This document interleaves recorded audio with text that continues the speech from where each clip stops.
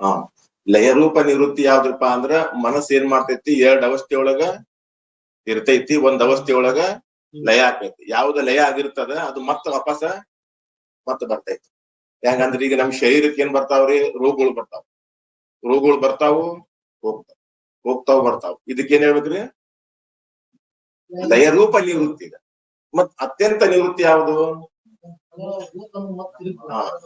ಯಾವುದಕ್ಕೆ ಪುನಃ ಉತ್ಪತ್ತಿ ಇಲ್ಲವೋ ಅದು ಅತ್ಯಂತ ನಿವೃತ್ತಿ. ಯಾವ್ದ್ರಿ? ಯಾವುದಕ್ಕೆ ಪುನಃ ಉತ್ಪತ್ತಿ ಅನ್ನೋದು ಇಲ್ಲವೇ ಇಲ್ಲವೋ ಅದಕ್ಕೇನ್ ಹೇಳ್ಬೇಕು?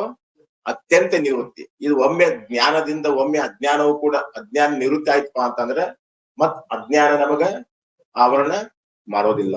ಆದ್ದರಿಂದ ನಿವೃತ್ತಿ ಕೂಡ 2 ಪ್ರಕಾರ. ಒಂದು ಲಯರೂಪ ನಿವೃತ್ತಿ, ಇನ್ನೊಂದು ಅತ್ಯಂತ ನಿವೃತ್ತಿ. ಇನ್ನು ಪರಮಾನಂದ ಪ್ರಾಪ್ತಿಯು ಕೂಡ 2 ಪ್ರಕಾರ. ಯಾವ್ದ್ರಿ? ಒಂದು ಅಪ್ರಾಪ್ತ ರೂಪ ಪ್ರಾಪ್ತಿ, ಒಂದು ಅಪ್ರಾಪ್ತ ರೂಪ ಪ್ರಾಪ್ತಿ, ಇನ್ನೊಂದು ಪ್ರಾಪ್ತಿ. ನಮ್ ಸ್ವರೂಪ ಐತಂದ್ರ ಆತ್ಮ ಸ್ವರೂಪ ಅದು ಪ್ರಾಪ್ತಿ, ಅದು ಪ್ರಾಪ್ತ ರೂಪ ಪ್ರಾಪ್ತಿ ಐತಿ. ಏನೈತ್ರಿ? ನಮ್ ಸ್ವರೂಪ ಪ್ರಾಪ್ತ ರೂಪ ಪ್ರಾಪ್ತಿ ಐತಿ. ಆದ್ರೆ ಯಾವ ವಸ್ತು ನಮ್ಮಲ್ಲಿ ಇಲ್ಲ ಅದು ಅಪ್ರಾಪ್ತಿ ಇರ್ತೈತಿ. ಅದನ್ನ ಏನ್ ಮಾಡ್ಕೋಬೇಕು? ಪ್ರಾಪ್ತಿ ಮಾಡ್ಕೋಬೇಕು. ಆದ್ದರಿಂದ ಒಂದು ಅಪ್ರಾಪ್ತ ರೂಪ ಪ್ರಾಪ್ತಿ, ಇನ್ನೊಂದು ಪ್ರಾಪ್ತ ರೂಪ ಪ್ರಾಪ್ತಿ. ಈಗ ನಮ್ಮ ಈಗ ಮೊಬೈಲ್ ಇಲ್ಲ, ನಾವೇನ್ ಮಾಡ್ಬೇಕ್ರಿ? ಅದ ಪ್ರಾಪ್ತಿ ಮಾಡ್ಕೋಬೇಕು. ಅಪ್ರಾಪ್ತಿ ಇತ್ತು ಅದು ಪ್ರಾಪ್ತಿ ಆಯ್ತ. ಆದ್ರೆ ಸ್ವರೂಪ ಆ ರೀತಿ ಅಲ್ಲ. ನಮ್ಮ ಆತ್ಮ ಸ್ವರೂಪ ಅದು ನಿತ್ಯ ಪ್ರಾಪ್ತಿನ ಐತಿ. ಮತ್ತ ಅಲ್ಲಿ ಏನಾಗೈತ್ರಿಪ್ಪ ಅಂದ್ರ ಅಜ್ಞಾನ ಒಂದ್ ಸ್ವಲ್ಪ ಅಲ್ಲಿ ಬಂದ್ ಏನ್ ಮಾಡಿತ್ರಿ? ಆವರಣ ಮಾಡಿತ್ತು. ಗುರುಗಳು ಏನ್ ಮಾಡಿದ್ರಪ್ಪ ಅಂತಂದ್ರ ಆವರಣ ಮಾತ್ರ ಭಂಗ ಮಾಡ್ಯಾರ ಹೊತ್ತು ಅಲ್ಲಿ ಆತ್ಮವನ್ನು ತಂದು ಕೊಟ್ಟಿಲ್ಲ ಅವರು. ಅದು ಆತ್ಮ ಸ್ವರೂಪ ಮೊದಲೇ. ಆದ್ದರಿಂದ ಗುರುಗಳ ಮುಖದಿಂದ ನಮ್ಮ ಸ್ವರೂಪವನ್ನು ಅರಿತುಕೊಂಡರೆ ಮೊದಲು ಇದ್ದದ್ದೇ ಪ್ರಾಪ್ತವಾಗುತ್ತದೆ. ಮತ್ತೆ ಇಲ್ಲಿ ಏನಾತ್ರಪ್ಪ ಅಂದ್ರ ಅನಾತ್ಮ ಸಂಬಂಧ ಮಾತ್ರ ಹೋಗೈತಿ. ಏನಾಗೈತ್ರಿ? ಅನಾತ್ಮ ಸಂಬಂಧ ಮಾತ್ರ ಹೋಗೈತಿ ಹೊರತು ಆತ್ಮ ಅಲ್ಲೇ ಇದ್ದೇ ಇದ್ದಾನೆ. ಇನ್ನ ಸರ್ವ ದುಃಖಗಳ ನಿವೃತ್ತಿ ಪರಮಾನಂದ ಪ್ರಾಪ್ತಿ ಅಂದ್ರೆ ಏನು? 3ನೇ ಪ್ರಶ್ನೆ ಸಿಕ್ಕೈತ್ರಿ. 3ನೇ ಪ್ರಶ್ನೆ ಏನ್ರಿ? ಸರ್ವ ದುಃಖಗಳ ನಿವೃತ್ತಿ ಪರಮಾನಂದ ಪ್ರಾಪ್ತಿ ಅಂದ್ರೆ ಏನು? ಇದು ಮೋಕ್ಷದ ಸ್ವರೂಪ. ಇದು ಸರ್ವ ದುಃಖಗಳ ನಿವೃತ್ತಿ ಪರಮಾನಂದ ಪ್ರಾಪ್ತಿ ಅಂದ್ರೆ ಮೋಕ್ಷ. ಇನ್ನ ಟಿಪ್ಪಣಿ ಒಳಗೆ ಏನ್ ಮಾಡ್ಯಾರ? ಅಲ್ಲಿ ಮೋಕ್ಷಕ್ಕೆ ಅರ್ಥ ಮಾಡ್ಯಾರ. ಮತ್ತ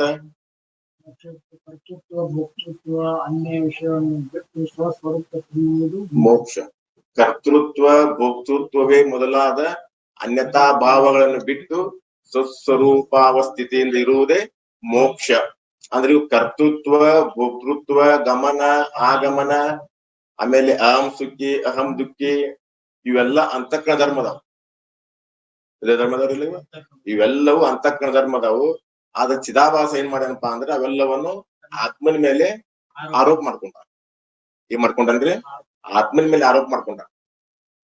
ಈಗ ಗುರುಗಳು ಏನ್ ಮಾಡಿದ್ರು? ನೀ ಕರ್ತ ಅಲ್ಲ ಅನ್ನೋಲ್ಲ, ನೀ ಭೋಕ್ತ ಅನ್ನೋಲ್ಲ. ಮತ್ತೆ ಯಾರದೀಪ ಅಂದ್ರೆ ನೀನು ಅಕರ್ತ ಅಭೋಕ್ತ ಇದ್ದಿ. ಈಗ ಉಪದೇಶ ಮಾಡಿದಾಗ ಏನಾತ್ರಿ? ನಮಗ ಕರ್ತೃತ್ವ ಭೋಕ್ತೃತ್ವ ಎಲ್ಲವನ್ನು ಬಿಟ್ಟು ಸ್ವಸ್ವರೂಪಾವಸ್ಥಿತಿಯಿಂದಿರುವುದೇ ಮೋಕ್ಷ. ಇನ್ನು ಮತವಾದಿಗಳು ಅವರು ಮೋಕ್ಷಕ್ಕ ಅವರು ಲಕ್ಷಣ ಮಾಡ್ಯಾರ. ಸಾಂಖ್ಯರು ಏನ್ ಮಾಡ್ಯಾರ್ರಿ?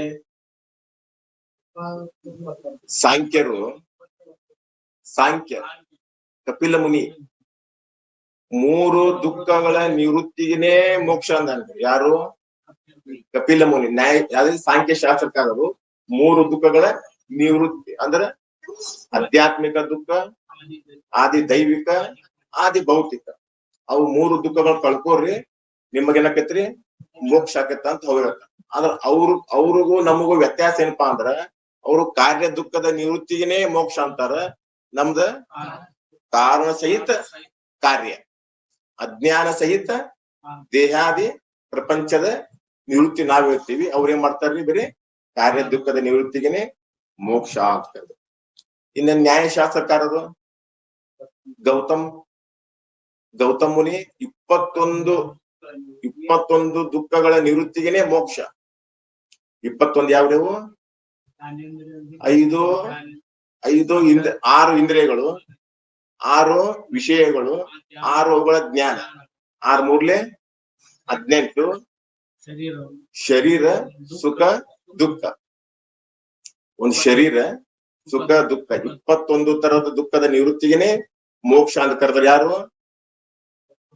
ಗೌತಮ್ ಮುನಿ. ಯಾರಂದ್ರೆ ಅವ್ರ ನ್ಯಾಯಶಾಸ್ತ್ರ.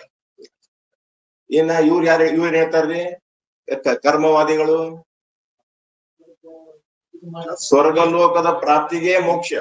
ಇಲ್ಲಿ ಮುಕ್ತಿ ಇಲ್ಲ ನಮಗ. ಇಲ್ಲಿ ಏನ್ ಮಾಡ್ಬೇಕ್ರಿ ಅಂದ್ರೆ ನಾವು ಪುಣ್ಯಗಳನ್ನ ಮಾಡು ಸ್ವರ್ಗಕ್ಕೆ ಹೋಗೋದೈತಿ. ಅಲ್ಲಿ ಏನ್ ಮಾಡೋದ್ರಪ್ಪ ಅಂದ್ರೆ ಅಲ್ಲಿ ಮುಕ್ತಿ ಹೊಂದೈತಿ ಅಂತೇಳಿ ಮುಕ್ತಿ ಆಗುತ್ತದೆ ಅಂತೇಳಿ ಕರ್ಮವಾದಿಗಳು. ಯಾರು? ಪೂರ್ವ ಮೀಮಾಂಸಾ ಶಾಸ್ತ್ರದ ಕರ್ತೃ ಯಾರ್ರಿ? ಜೈಮಿನಿ ಏನ್ ಹೇಳ್ತಾನ್ರಿ? ಸ್ವರ್ಗಕ್ಕೆ ಹೋದ್ರನ ಮೋಕ್ಷ. ಇನ್ನ ಯೋಗ ಶಾಸ್ತ್ರಕಾರರು ಯೋಗ ಶಾಸ್ತ್ರ ಮನಸ್ಸನ್ನ ಲಯ ಮಾಡುವುದೇ ಮೋಕ್ಷ. ಏನ್ ಮಾಡ್ಬೇಕ್ರಿ? ಧ್ಯಾನ ಕುಂದ್ರೋದೈತಿ. ಧ್ಯಾನ ಕುಂತ ಅಂತಃಕರಣ ವೃತ್ತಿ ಅಂತರ್ಮುಖ ಮಾಡ್ಕೊಳ್ಳೈತಿ. ಬಹಿರ್ಮುಖವಾದ ವೃತ್ತಿಯನ್ನು ಅಂತರ್ಮುಖ ಮಾಡ್ಕೊಂಡು ಅಲ್ಲಿ ಪ್ರತಿಬಿಂಬ ಆನಂದವನ್ನು ಅನುಭವಿಸುವುದೇ ಮೋಕ್ಷ ಅಂತ ಹೇಳ್ತಾರ್ರಿ ಪತಂಜಲಿಕಾರರು. ಅವು ಯಾವ ಮೋಕ್ಷ ಅಲ್ಲ, ಅವೆಲ್ಲ ವೇದಕ್ಕ ವಿರುದ್ಧದಾವ್. ಏನದಾವ್ರಿಲ್ಲವ? ವೇದಕ್ಕೆ ವಿರುದ್ಧದಾವ್. ಮತ್ತೆ ವೇದ ಸಮ್ಮತ ಯಾವ್ದ್ರಪ್ಪ ಅಂದ್ರ ಕರ್ತೃತ್ವ ಭೋಕ್ತೃತ್ವ ಮೊದಲಾದ ಅನ್ಯತಾ ಭಾವವನ್ನು ಬಿಟ್ಟು ಸುಮ್ಮನೆ ಇರೋದ್ರಿ ಮೋಕ್ಷ ಅಂದ್ರೆ ಏನ್ರಿ? ಸುಮ್ಮನೆ ಇರುವುದೇ ಮೋಕ್ಷ. ಏನ್ ಮಾಡೋದು ಮೋಕ್ಷ ಅಲ್ಲಿ? ತಿಳ್ಕೋ, ಕಳ್ಕೋ, ಸ್ವರೂಪದಾಗ ಉಳ್ಕೋ. ಗುರುಮುಖದಿಂದ ನಾನ್ ಯಾರು ಅನ್ನೋದನ್ನ ತಿಳ್ಕೋ ಮೊದಲ. ಯಾಕ ನಾವೇನ್ ತಿಳ್ಕೊಂಡಿವ್ರಿ? ಇಲ್ಲೇ ಶರೀರವೇ ನಾನು ಅಂತ ತಿಳ್ಕೊಂಡಿವಿ. ದೇಹವೇ ನಾನು, ಪ್ರಾಣವೇ ನಾನು, ಮನಸ್ಸೇ ನಾನು, ಬುದ್ಧಿಗಳೇ ನಾವೆಂಬ ತಪ್ಪು ತಿಳುವಳಿಕೆ. ಅದ ವಾಸನೆ ಅದು ಜೀವನ ಮನಸ್ಸಿನಲ್ಲಿ ಬಲವಾಗಿ ಅದ ಗಟ್ಟಿ ತಂತಿರೋದು. ಯಾವ್ದ್ರಿ? ನಾವೆಂಬ ಭಾವನೆ, ನಾನೆಂಬ ತಪ್ಪು ತಿಳುವಳಿಕೆ. ದೇಹವೇ ನಾನು, ಇಂದ್ರಿಯ ನಾನು, ಪ್ರಾಣ ನಾನು, ಮನ ಬುದ್ಧಿಗಳೇ ನಾವೆಂಬ ತಪ್ಪು ತಿಳುವಳಿಕೆಯ ವಾಸನೆ ಜೀವನ ಮನಸ್ಸಿನಲ್ಲಿ ಬಲವಾಗಿ ಅದ ಗಂಟು ಕರ್ಕೊಂಡ್ಬಿಟ್ಟಿತ್ತಂತ. ಗಂಟು ನಾನೇ, ಅದು ವಾಸನಾಷ್ಟ ಪ್ರಬಲ ಐತಿ. ಇಲ್ಲಿ ಏನ್ ಮಾಡ್ಯಾರ್ರಿ? ಮೋಕ್ಷ ಯಾವ್ದಂದ್ರ ಅವ್ಯಾವು? ಕಾರ್ಯ ದುಃಖದ ನಿವೃತ್ತಿಯ ಮೋಕ್ಷ ಅಲ್ಪ. ಅಜ್ಞಾನ ಸಹಿತ ದೇಹಾದಿ ಪ್ರಪಂಚದ ನಿವೃತ್ತಿ ಮತ್ತು ಪರಮಾನಂದ ಪ್ರಾಪ್ತಿಗೆನೆ ಮೋಕ್ಷ. ಈ ಮೋಕ್ಷ ಹೇಳ್ತಲ್ರಿದ ಏನ ಕೂಟಸ್ಥನಿಗೆ ಮೋಕ್ಷ ಹೇಳ್ತಿರೋ, ಏನ ಚಿದಾಭಾಸನಿಗೆ ಮೋಕ್ಷ ಹೇಳ್ಬೇಕು, ಏನ್ ಸ್ಥೂಲ ದೇಹಕ್ಕೆ ಮೋಕ್ಷ ಹೇಳ್ಬೇಕು? ಕೂಟಸ್ಥನಿಗೆ ಮೋಕ್ಷ ಹೇಳ್ತೀವಂದ್ರ ವೇದಕ್ಕೆ ವಿರುದ್ಧ ಹೋಗ್ಬೇಕೈತಿ. ವೇದ ಏನ್ ಹೇಳ್ತೈತ್ರಿ? ಕೂಟಸ್ಥ ಹೆಂಗದಾನ? ನಿರ್ವಿಕಾರ ಕೂಟವತ್ ನಿರ್ವಿಕಾರ ರೂಪೇಣ ಸ್ಥಿತಿ ಕೂಟಸ್ಥ ಉಚ್ಯತೆ. ಕೂಟಸ್ಥ ಹೆಂಗದನ್ರಿ? ನಿರ್ವಿಕಾರ ಸ್ವರೂಪ ಇರುವುದರಿಂದ ಅವನಲ್ಲಿ ಏನಿಲ್ರಿ ಮೋಕ್ಷ ಇಲ್ಲ. ಅವ ನಿತ್ಯ ಮುಕ್ತನದ. ಮತ್ತ ಮೋಕ್ಷ ಯಾರಿಗೆ ಹೇಳ್ತೀರಿ ನೀವು? ಚಿದಾಭಾಸ. ಕೇವಲ ಚಿದಾಭಾಸನಿಗೂ ಅವನಿಗೂ ಮುಕ್ತಿ ಹೇಳಕ್ ಬರೋದಿಲ್ಲ. ಕೇವಲ ಅಂತಃಕರಣಕ್ಕೂ ಮೋಕ್ಷ ಇಲ್ಲ. ಕೇವಲ ಅಂತಃಕರಣಕ್ಕೂ ಮೋಕ್ಷ ಇಲ್ಲ, ಚಿದಾಭಾಸನಿಗೂ ಮೋಕ್ಷ ಇಲ್ಲ. ಚಿದಾಭಾಸ ಅಂದ್ರೆ ಏನ್ರಿ?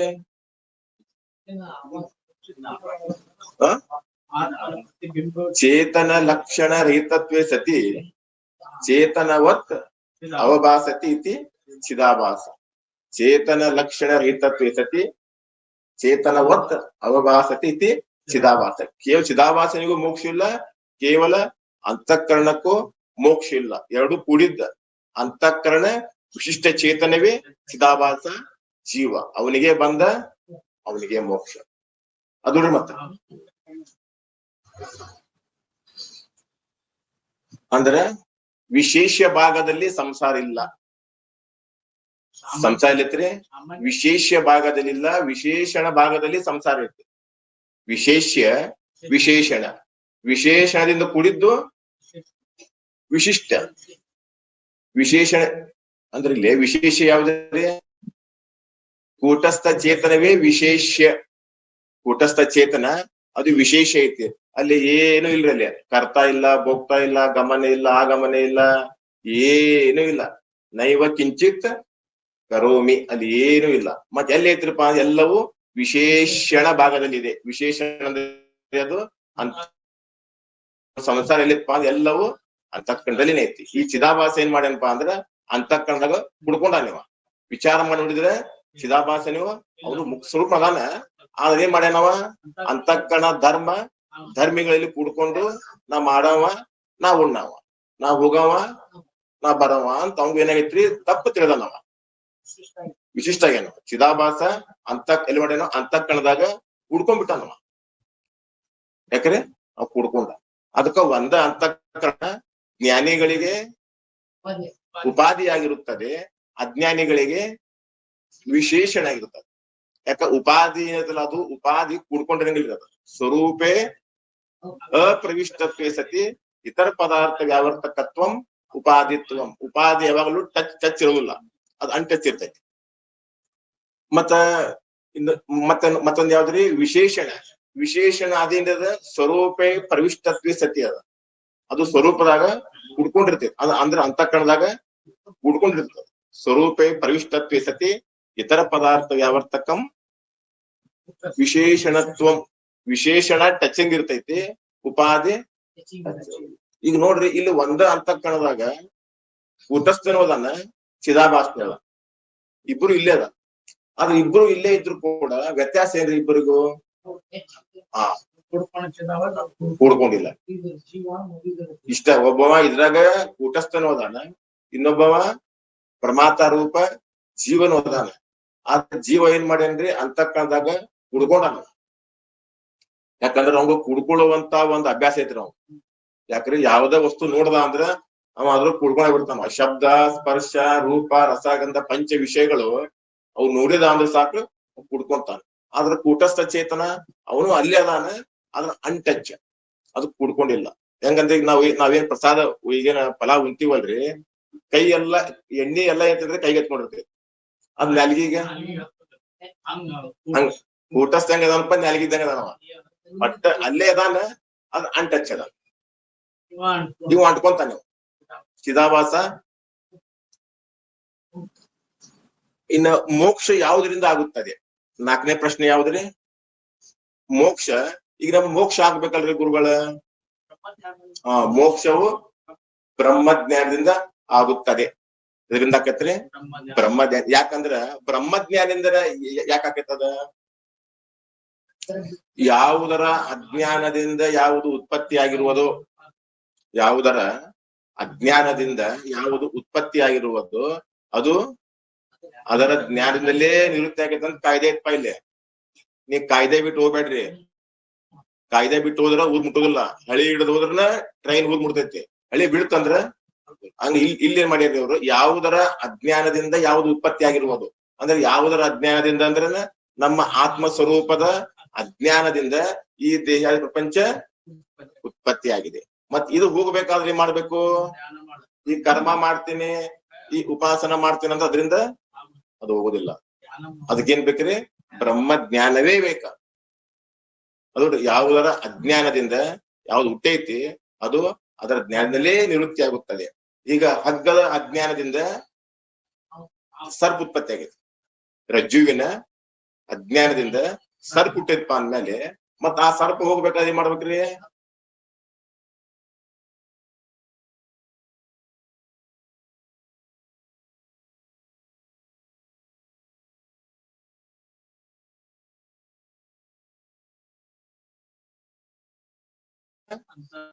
ಮನದೋಷ ಕಳ್ಕೋಬೇಕ. ನಿಷ್ಕಾಮ ಉಪಾಸನೆಯಿಂದ ಮನಸ್ಸಿನ ಏಕಾಗ್ರತೆ. ಯಾಕಂದ್ರೆ ಬ್ರಹ್ಮಜ್ಞಾನ ಆಗ್ಬೇಕಾದ್ರೆ ಅಂತಃಕರಣ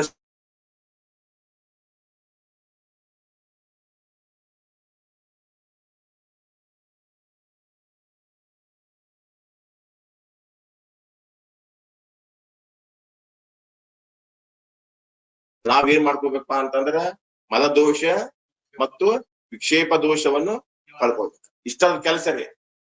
ಕರ್ಮ ಉಪಾಸನೆಯಿಂದ ಒಂದೇ ಫಲ, ಅಂತಃಕರಣ ಶುದ್ಧಿ. ಆದ್ರೆ ಜ್ಞಾನ ಇಲ್ಲ. ಜ್ಞಾನ ಏನಂತ ಅದು ಅವನ ದೋಷವು ನಿವೃತ್ತಿ ಮಾಡುತ್ತದೆ. ಇನ್ನ ಮೋಕ್ಷ ಏನಕ್ಕೆ ಅದು ಬ್ರಹ್ಮಜ್ಞಾನ ಹೇಳಿದ್ರು. ಹಾಗಾದ್ರೆ ಬ್ರಹ್ಮಜ್ಞಾನ ಅಂದ್ರೆ ಏನು? ಬ್ರಹ್ಮ ಸ್ವರೂಪವನ್ನು ಯಥಾರ್ಥವಾಗಿ ತಿಳಿದುಕೊಳ್ಳುವುದೇ ಬ್ರಹ್ಮಜ್ಞಾನ. ನಾವು ಯಥಾರ್ಥವಾಗಿ ತಿಳ್ಕೊಂಡಿಲ್ಲ ನಾವು. ಯಾಕ್ರಿ? ಬ್ರಹ್ಮನ್ ಹೆಂಗದನ್ರಿ? ಸತ್ತು, ಚಿತ್ತು, ಆನಂದ, ನಿತ್ಯ, ಪರಿಪೂರ್ಣ. ಇದೇನ್ರಿ ಬ್ರಹ್ಮನ ಸ್ವರೂಪ ಲಕ್ಷಣಗಳು. ಬ್ರಹ್ಮ ಅಂದ್ರೆ ಏನ್ರಿ? ಬೃಹತ್ವಾತ್ ಬ್ರಹ್ಮ ಮುಚ್ಚತೆ. ಯಾವುದು ದೊಡ್ಡದಿರುವುದು, ವ್ಯಾಪಕವಾಗಿರುವುದು ಅದುವೇ ಬ್ರಹ್ಮ. ಯಾವುದು ದೊಡ್ಡದಾಗಿರುವುದು ಅದುವೇ. ಇನ್ನ ಜ್ಞಾನ ಅಂದ್ರೆ ಜ್ಞಾನ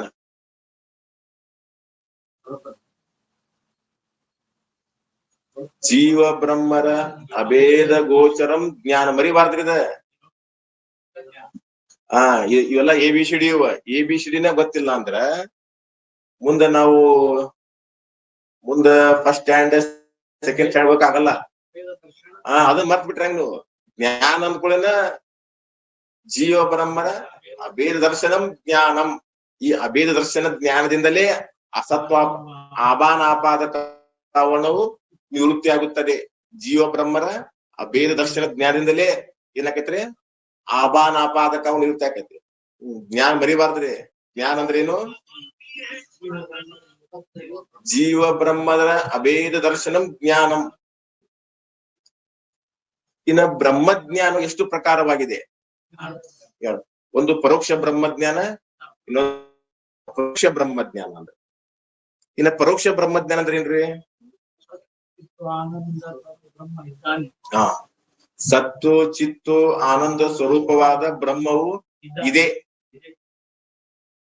ಪರಮಾತ್ಮನು ಇದ್ದಾನೆ ಎಂಬ ಯಾವ ತಿಳುವಳಿಕೆ ಉಂಟೋ ಅದುವೇ ಪರೋಕ್ಷ ಬ್ರಹ್ಮಜ್ಞಾನ.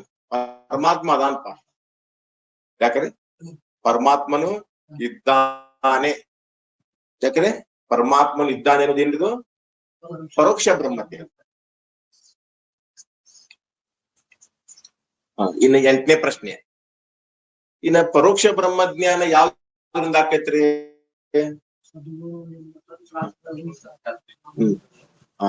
ಹಿರಿಯರವರು ಸದ್ಗುರು ಮತ್ತು ಸಚ್ಚಾಸ್ತ್ರಗಳ ವಚನಗಳಲ್ಲಿ ವಿಶ್ವಾಸ ಇಡುವುದರಿಂದ ಪರೋಕ್ಷ ಬ್ರಹ್ಮಜ್ಞಾನವು ಆಗುತ್ತದೆ. ಸದ್ಗುರು ಮತ್ತು ಸಚ್ಚಾಸ್ತ್ರಗಳ ವಚನಗಳಲ್ಲಿ. ಸದ್ಗುರು ಅಂದ್ರೆ ಯಾರ್ರಿ? ತದ್ವಿದ್ಯೆ ಪ್ರಣಿಪಾತೇನ ಪರಿಪ್ರಶ್ನೇನ ಸೇವೆಯ ಉಪದೇಶಂತಿ ತೇ ಜ್ಞಾನಂ ಜ್ಞಾನಿನ ತತ್ವ ದರ್ಶಿನ. ಅಂದ್ರೆ ಶ್ರೋತ್ರಿಯತ್ವನೂ ಇರ್ಬೇಕು, ಬ್ರಹ್ಮಚತ್ವ. ಅವನೇ ಸದ್ಗುರು. ಅಂದ್ರೆ ಸತ್ಯವನ್ನು ತಿಳಿದವನೇ ಸದ್ಗುರು. ಜಗದ್ಗುರುಗಳಲ್ಲ. ಯಾಕೆ? ಜಗತ್ತ ಇಲ್ಲಿದ. ಮತ್ತೆ ಜಗತ್ತ ಇಲ್ಲ ಅಂದ್ಮೇಲೆ ಮತ್ತೆ ಈ ಜಗದ್ಗುರುಗಳು ಅನ್ನೋದಿದ ಅದು ಅವ್ರಿಗೂ ಇನ್ನೂ ಭ್ರಾಂತಿ ಹೋಗಿಲ್ಲ. ಆದ್ದರಿಂದ ಜಗದ್ಗುರು ಅಲ್ಲ. ಮತ್ತೆ ಯಾವ್ದ್ರಿ? ಸದ್ಗುರು ಅಂದ್ರೆ ಸತ್ಯವನ್ನು ತಿಳಿದವರೇ ಸದ್ಗುರುಗಳು. ಸದ್ಗುರುಗಳು ಸಚ್ಚಾಸ್ತ್ರಗಳ ವಚನಗಳಲ್ಲಿ ವಿಶ್ವಾಸ ಇಡಬೇಕ್ರಿ. ನಂಬಿಕೆ ಇಡುವುದರಿಂದ ಪರೋಕ್ಷ ಬ್ರಹ್ಮಜ್ಞಾನವು ಆಗುತ್ತದೆ. ಅಂದ್ರ ಇನ್ನ ಪರೋಕ್ಷ ಬ್ರಹ್ಮಜ್ಞಾನ ಏನಾಗುತ್ತದೆ? ಯಾವ ತೆಗೆದ್ರಿ? ಅಸತ್ವಾಪಾದಕ ಆವರಣ ನಿವೃತ್ತಿ ಆಗುತ್ತದೆ. ಆವರಣ ಅಂದ್ರೆ ಏನು? ಆವರಣ ಅಂದ್ರೆ ವಸ್ತು ಇರುವುದಿಲ್ಲ, ವಸ್ತು ತೋರುವುದಿಲ್ಲ.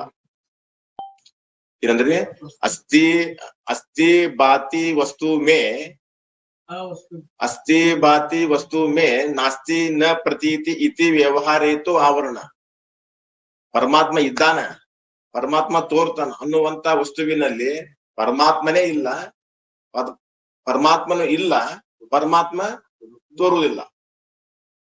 ಇದಕ್ಕೇನ್ ಅನ್ಬೇಕ್ರಿ? ಆವರಣ. ಅಸ್ಥಿ ಬಾತಿ ವಸ್ತು ಮೇ. ಪರಮಾತ್ಮ ಇದ್ದಾನ, ತೋರ್ತಾನ. ಆದ್ರೂ ಕೂಡ ಏನಾಗೈತಿ ಇಲ್ಲಿ? ಪರಮಾತ್ಮ ಇಲ್ಲ, ಪರಮಾತ್ಮ ತೋರ್ತಾ ಇಲ್ಲ. ನಾಸ್ತಿ ನ ಪ್ರತೀತಿ ಇತಿ ವ್ಯವಹಾರ. ವ್ಯವಹಾರ ಅಂದ್ರೆ ಏನ್ರಿ? ಶಬ್ದ ಪ್ರಯೋಗಕ್ಕೂ ವ್ಯವಹಾರ ಕೈಯೇ. ಈ ರೀತಿ ಶಬ್ದ ಪ್ರಯೋಗ ಮಾಡ್ತೀವಿ ನೋಡ್ರಿ ನಾವು. ಏನಂತ್ರಿ? ಪರಮಾತ್ಮ ಇಲ್ಲ, ಪರಮಾತ್ಮ ತೋರುದಿಲ್ಲ. ಶಬ್ದ ಪ್ರಯೋಗಕ್ಕೂ ವ್ಯವಹಾರ ಕೈ. ಇದಕ್ಕೇನ್ ಅನ್ಬೇಕ್ರಿ? ಆವರಣ. ಈಗ ಏನಾತ್ರಿ? ಈಗ ಗುರುಗಳ ಮುಖದಿಂದ ನಾವೇನ್ ಮಾಡಿದಿವ್ರಿ? ಪರಮಾತ್ಮನು ಇದ್ದಾನೆ ಅಂತ ನಮಗ ಏನಾತ್ರಿ? ಈಗ ನಂಬಿಕೆ ಬಂದ ಕೂಡಲೇ ಅಸತ್ವಾಪಾದಕವನ್ನ ನಿವೃತ್ತಿ ಆಯ್ತು. ಈ ಅಸತ್ವಾಪಾದಕವನ್ನ ಇದ ಮೊದಲು ಇತ್ತಲ್ಲೇ ಯಾರನ್ನ ಆಶ್ರಯ ಮಾಡ್ಕೊಂಡಿರ್ತೀರಿ ಇದ? ಹಾ, ಎಲ್ಲಿದು? ಪ್ರಮಾತ ರೂಪ ಜೀವನನ್ನು ಆಶ್ರಯ ಮಾಡ್ಕೊಂಡಿರ್ತೀರಿ. ಏನು ಯಾವುದು? ಅಸತ್ವಾಪಾದಕವನ್ನ ಪರಮಾತ್ಮ ರೂಪ ಜೀವನನ್ನು ಆಶ್ರಯ ಮಾಡ್ಕೊಂಡಿರ್ತ. ಇನ್ ಆಬಾನಾಪಾದಕವನ್ನ ಚೇತನ ಆಶ್ರಯ ಮಾಡ್ಕೊಂಡಿರ್ತ. ಚೇತನ ಯಾವ್ದ್ರಿ? ಆಬಾನಾಪಾದಕವನ್ನ ಅಂದ್ರೆ ವಿಷಯವನ್ನು ಆಶ್ರಯ ಮಾಡ್ಕೊಂಡೈತ. ವಿಷಯ ಅಂದ್ರೆ ಯಾವುದು?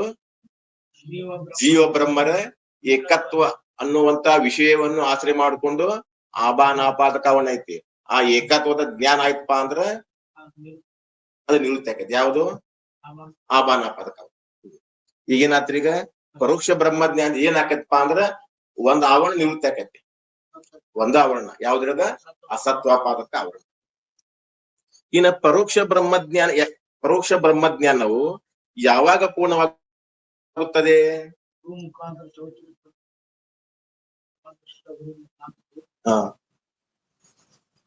ಶ್ರೋತ್ರಿಯ ಬ್ರಹ್ಮನಿಷ್ಠ ಮತ್ತು ವೇದಾಂತ ಶಾಸ್ತ್ರದ ಅನುಸಾರ ಬ್ರಹ್ಮ ಸ್ವರೂಪದ ನಿರ್ಧಾರವಾದರೆ ಅವಾಗ ಪೂರ್ಣ ಆಯ್ತು. ಏನ್ ಹೇಳ್ರಿ ಅವರು?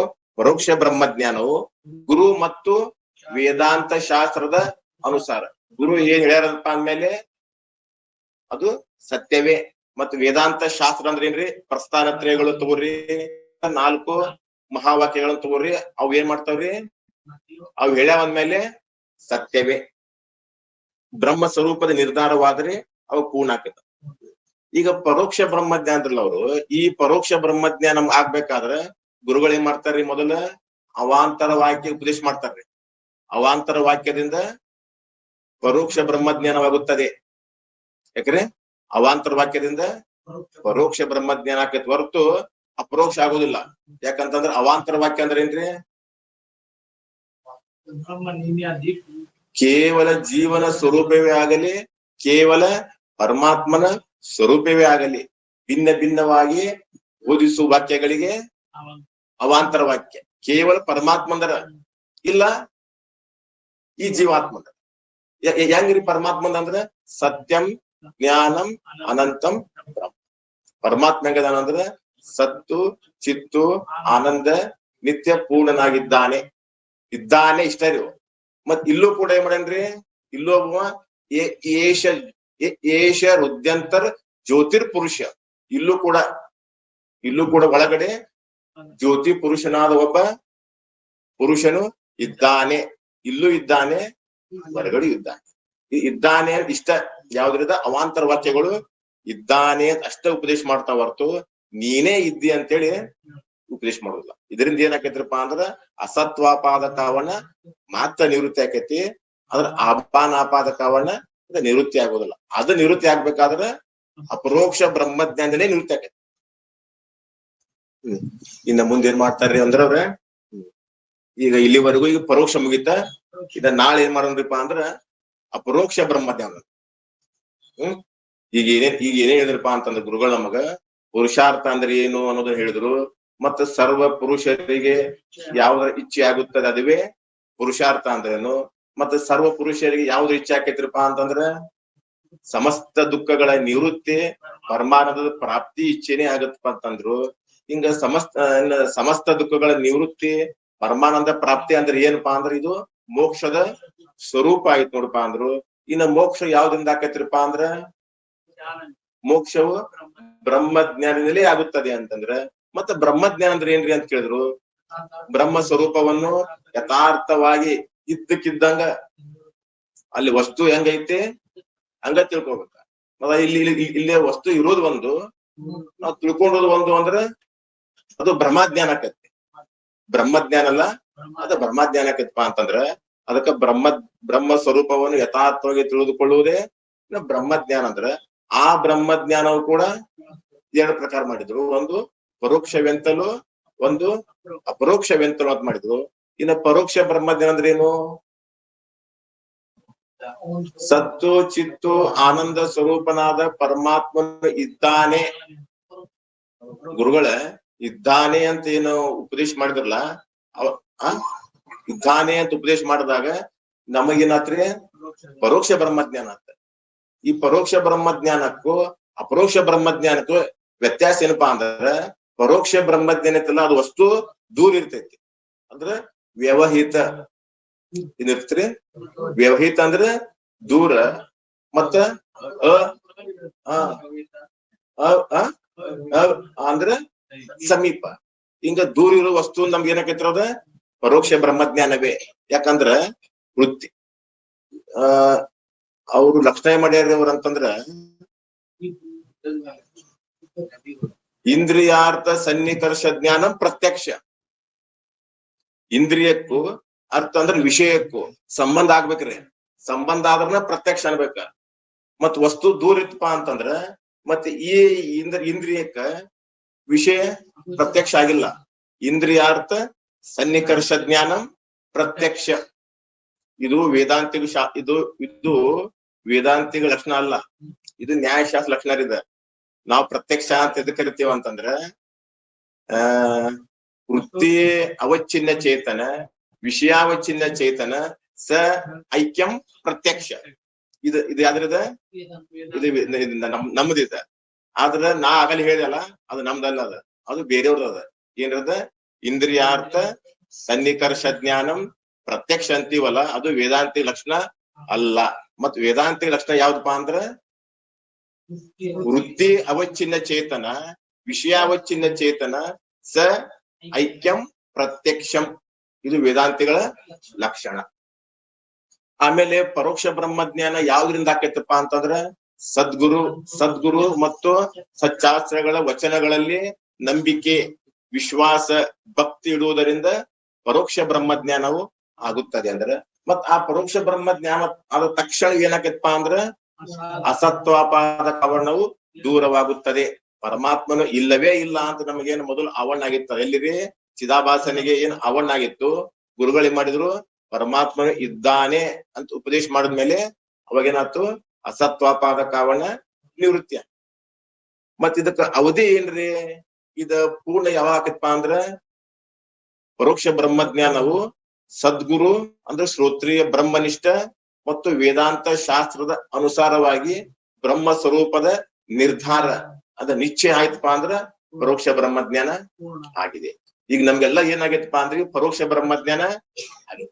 ಪರಮಾತ್ಮನು ಇದ್ದಾನೆ ಅಂತ ನಮ್ಗೆ ಗಟ್ಟಿ ಆಗೈತ್ರಿ ಈಗ. ಆದ್ರೆ ಇನ್ನು ಅಪರೋಕ್ಷ ಅದು ಒಂದ್ ಸ್ವಲ್ಪ ಏನಾಗತೈತಿ ಅತ್ತಾಗಿತ್ತಾಗ ಬರತೈತಿ. ಈಗ ಅಪರೋಕ್ಷ ಬ್ರಹ್ಮಜ್ಞಾನ ಆಗ್ಬೇಕಾಯ್ತು. ಯಾಕ ಮೊದಲ ಪರೋಕ್ಷ ಬ್ರಹ್ಮಜ್ಞಾನ ಆದ್ರನ ಅಪರೋಕ್ಷ ಆಗೈತಿ. ಅಂದ್ಮೇಲೆ ನಮ್ಗೆ ಏನಾಗೈತಿ ಈಗ ಪರೋಕ್ಷ ಬ್ರಹ್ಮಜ್ಞಾನ ಆಗೈತಿ. ಈಗ ಪೂರ್ಣ ಆಗ್ಬಿಡೈತ್ರಿ, ಅದ ಗಟ್ಟಿನ ಆಗೈತದ. ಇನ್ ಅಪರೋಕ್ಷ ಒಂದ್ ಸ್ವಲ್ಪ ಹೇಳತೈತಿ. ಅದನ್ನ ನಾವೇನ್ ಮಾಡ್ಬೇಕಪ್ಪ ಅಂತಂದ್ರ ಶ್ರವಣ ಮನನ ನಿಧಿಧ್ಯಾಸನ ಮಾಡಿದ್ವಿಪಾ ಅಂದ್ರ ಅದು ಕೂಡ ಸಾಧ್ಯವಾಗುತ್ತದೆ. ಇನ್ನ ನಾಳೆ ಏನ್ ಮಾಡೋಣ್ರಿ ಅಂದ್ರ ಅಪರೋಕ್ಷ ಬ್ರಹ್ಮಜ್ಞಾನ ಅಂದ್ರೆ ಏನು ಅನ್ನೋದನ್ನ ನಾಳೆ ಚಿಂತನೆ ಮಾಡುವಂತ ಹೇಳುತ್ತಾ ನನ್ನ 2 ಬಿಡಿ ಪುಷ್ಪಗಳನ್ನು ಸದ್ಗುರು ಚರಣಾರವಿಂದಗಳಿಗೆ ಸಮರ್ಪಿಸಿ ನನ್ನ ಮಾತಿಗೆ ವಿರಾಮ.